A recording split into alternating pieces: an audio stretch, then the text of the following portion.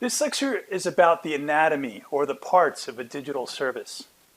Our hope is now that you have a basic understanding of the definition and the life cycle, talking about the parts of a service, you can now start to envision a service that you're familiar with, or possibly one that you've been tasked with managing or owning.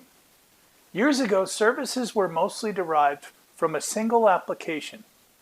Today, that is not the case. In this short lecture, we'll talk about the 4 systems approach to building a modern digital service. Let's first think about the data that we'll need to support our Apply for Graduation service. Blackboard has class schedules that we'll need in order to see the current classes that the student is enrolled in. PeopleSoft, on the other hand, is the main information system, and it has up-to-date billing and completed class information that will also be needed in the process.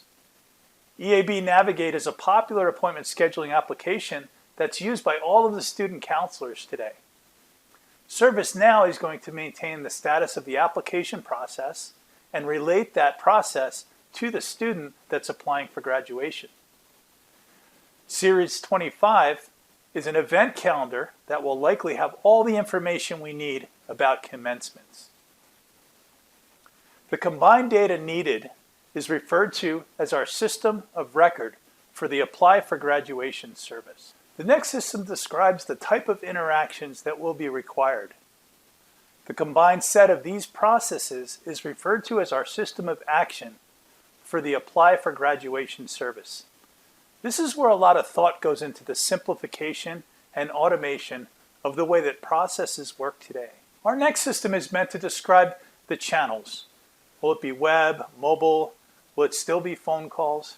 Are we going to use a chatbot? All the channels that the end users will use to interact with or trigger our system of engagement. The combined set of these channels are referred to as our system of engagement for the Apply for Graduation service. Our fourth and final system is the one that's purpose-built to measure the service's effectiveness over time. The combined set of these metrics and insight is referred to as our system of insight for the Apply for Graduation service. This system is meant to provide service owners with all the data that can aid them in the what we do next decision process. The data this system provides is also useful when service owners need to justify costs for new expenditures for the service. While this data is very useful when a service is established, you don't have anything to go on when you first release a new service. The approach to developing a new service is backwards from the way I just described these 4 systems. So let's go through that.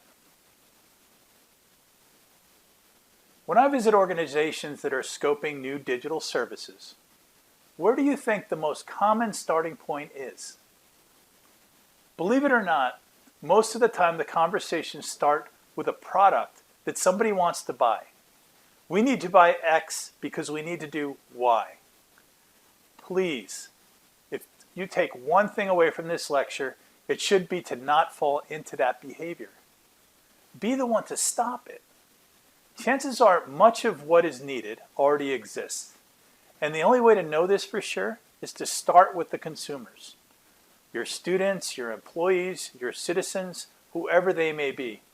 Always start with the consumers.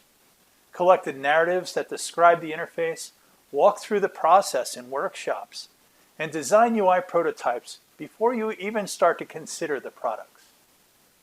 Once you have a good idea of a UI concept and a list of all the nice-to-haves next to the must-haves, then you can move on.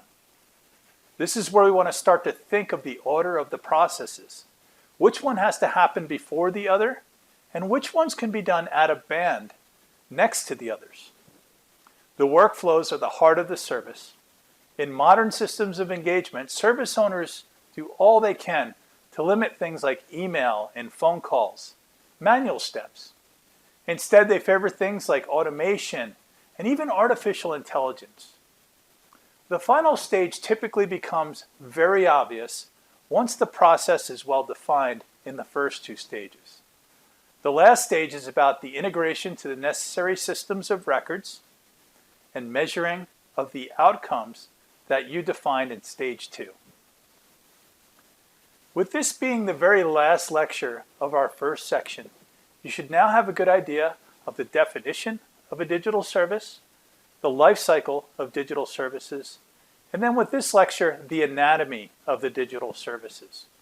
This foundation will help you move on as we approach some more advanced topics in our second part. Thank you.